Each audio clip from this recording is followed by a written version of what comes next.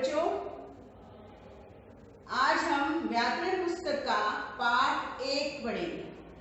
पाठ 1 है अपठित गद्यांश, जिसमें से हम गद्यांश में से प्रश्नों के उत्तर छांटकर लिखते हैं। आपने पिछली टर्म में 8 तक कर चुके हो। आप पिछली टर्म में 8 तक कर चुके हो। आज हम 9 में से शुरू करते हैं, 9 से शुरू करते हैं। तो आप अपनी पुस्तक में पेज नंबर 10 निकाल लीजिए और हाथ में पेंसिल लेकर बैठे ताकि आप साथ साथ समझकर लिख सकें। तो हम पढ़ना प्रारंभ करते हैं। एषा जंतुशाला अस्ति, यह जंतुशाला अर्थात चिड़ियाघर अस्ति है। जंतुशाला दिल्ली नगरे अस्ति, जंतुशाला दिल्ली नगर में है। अत्र अनेके जीवा भवन्ति, यहाँ अनेक जीव होते हैं। तत्र पंजरे, पंजरे का मतलब पिंजरे में, वहां पिंजरे में सिंहा शेर गर्जन्ति गरजते हैं। अश्वः तीव्रं धावन्ति, घोड़े तेज दौड़ते हैं। गजः शनैः शनैः चलन्ति, हाथी धीरे धीरे चलते हैं। मृगा मृगैः सह शीघ्रं धावन्ति, हिरण हिरणों के साथ तेज तेज दौड़ते हैं।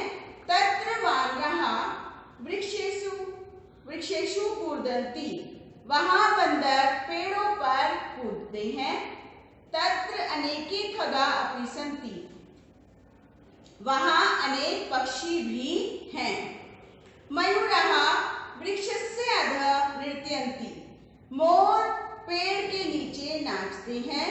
वृक्षस्य उपरि, पेड़ों के ऊपर। शुकः तोता फलं खादति, फल खाता है। पिकः मधुरम कूजति, कोयल मीठा कूजती है, चहचहाती है, कूजती है। कपोतः उत्पतति, कबूतर उड़ता है। भल्लुकः उल्लुकः पश्यति, उल्लुकः उल्लू पश्यति देखता है। तो इस गद्यांश में से हम एक पदेन और पूर्ण वाक्य और निर्देशानुसार करेंगे। सबसे पहले वन वर्ड आंसर, एक शब्द में उत्तर लिखना है। जंतुशाला कहाँ है? दिल्ली नगरे। हिरण किनके साथ तेज दौड़ते हैं? मृगई। कोयल कैसा कूजती है? मधुरम।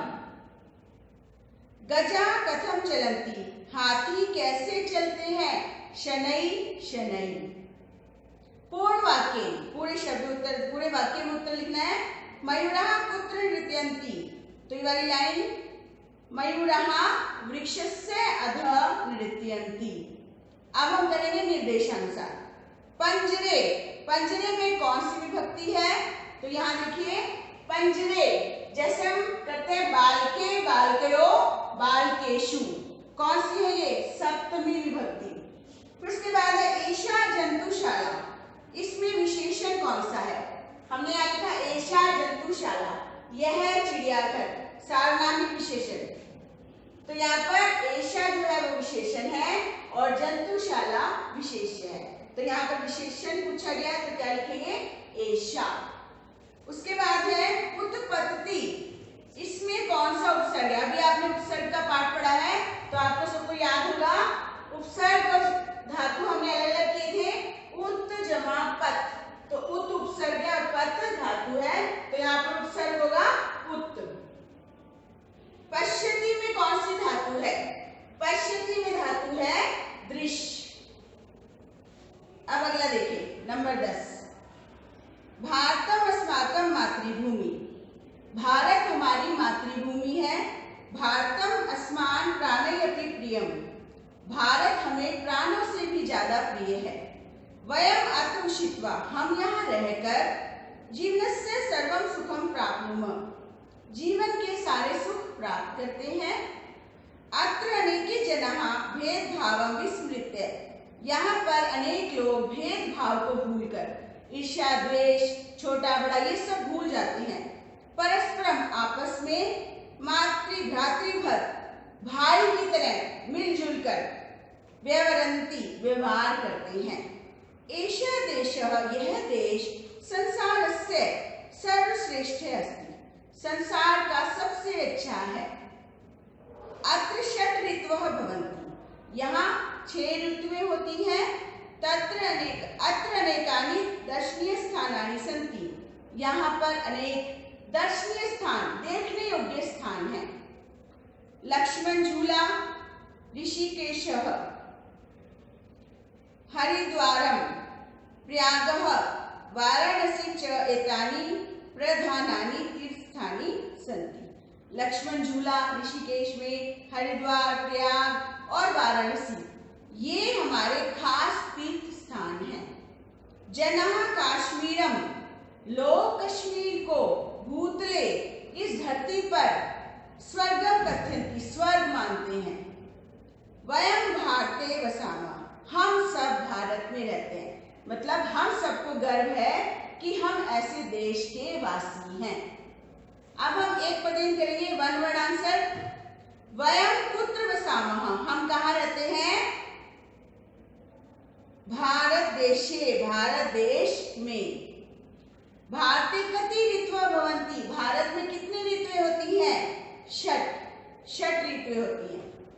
संसारस्य सर्वश्रेष्ठ देशः, संसार का सबसे अच्छा देश कौन सा है? भारत देशः।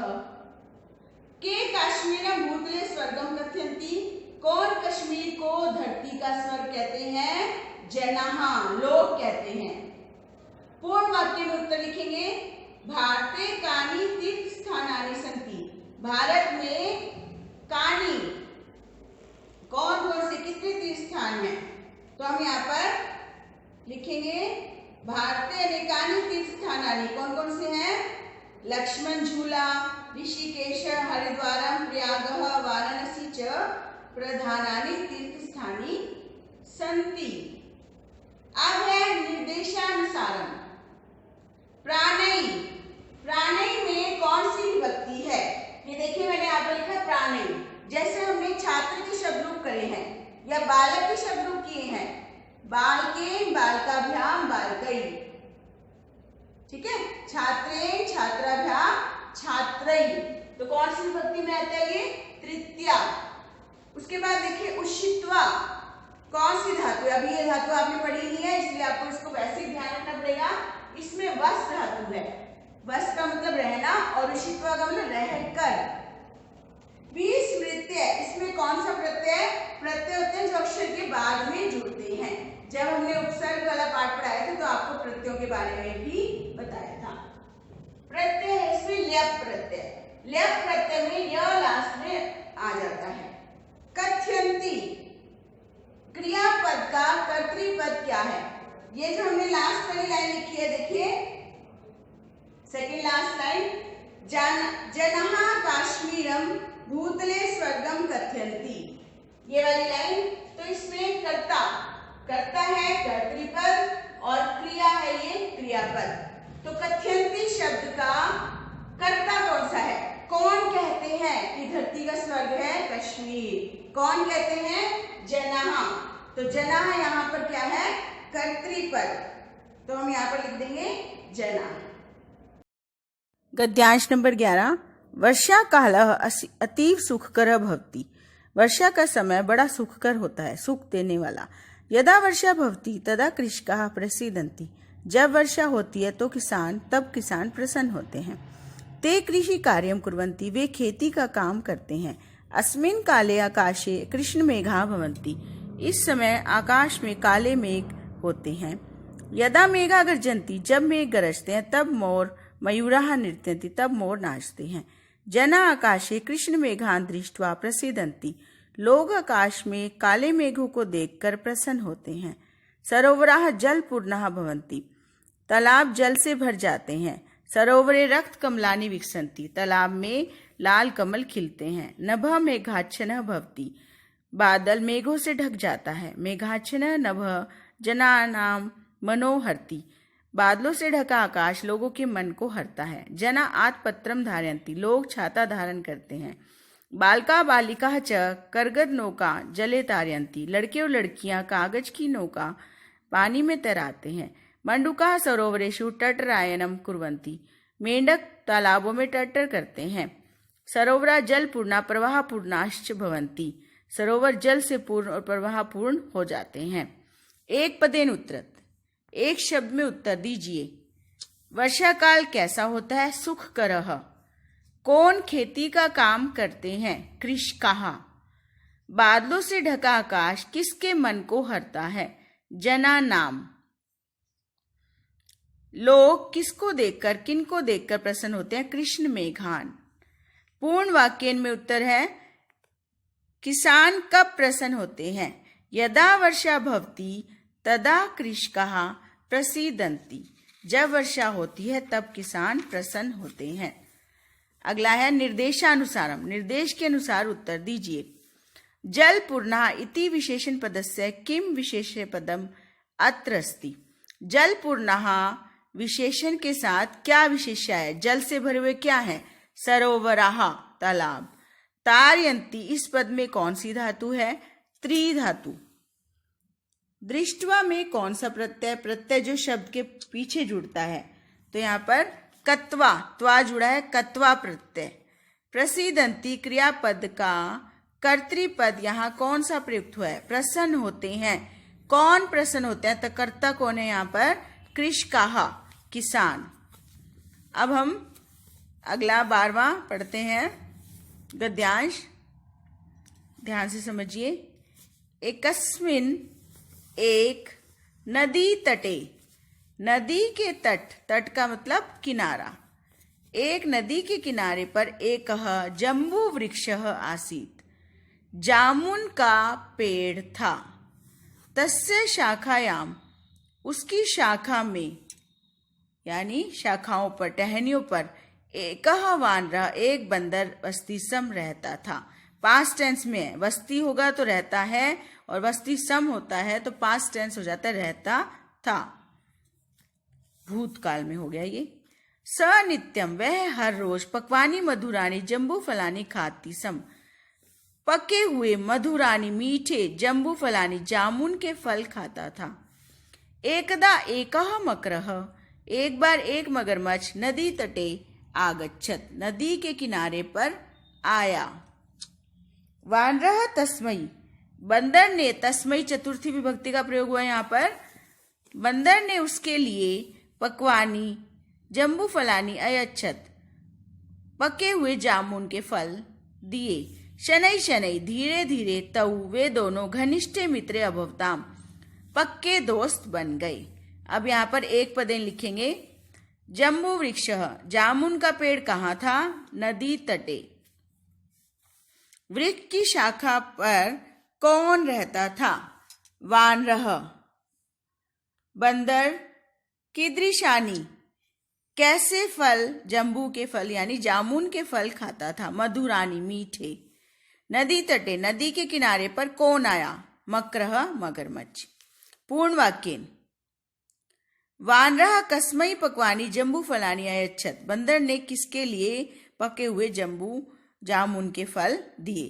तो इसमें कस्मै की जगह आ जाएगा मकराए। मगरमच्छ को दिए थे।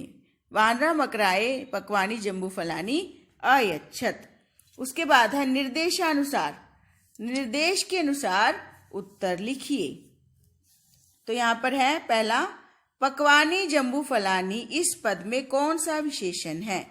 विशेषण जो विशेषता है पक्वानी पके हुए, ये विशेषता है, तो ये हो गया विशेषण। शनै शनै धीरे धीरे वे दोनों पक्के दोस्त बन गए। इसमें अव्यय पद जो कभी नहीं बदलते, इसमें आया शनै शनै। अवसत भूतकाल में, इत्यर्थे इसी अर्थ में, रहता था इसी अर्थ में कौन सा शब्द प्रयुक्त हुआ है? तो यहाँ पर ऊपर बताया था आपको वस्ती सम रहता था, इसका अर्थ भी यही है, तो हम यहाँ लिख देंगे वस्ती सम। आगच्छत क्रियापद का कर्तृपद क्या है? तो यहाँ पर देखेंगे आगच्छत कौन सी लाइन में आया है? एकदा एकः मकरः नदी तटे आगच्छत। नदी के तट पर आया, कौन आया? मकरः। तो यहाँ पर कर्तृपद करता है मकरः। तो बहुत सारे त्योहार आ गए हैं, तो आपने अपना पूरा ध्यान रखना है, बिल्कुल लापरवाही नहीं करनी। वैसे ही मास्क पहनकर कहीं जाना है और हाथों को सैनिटाइज करना है।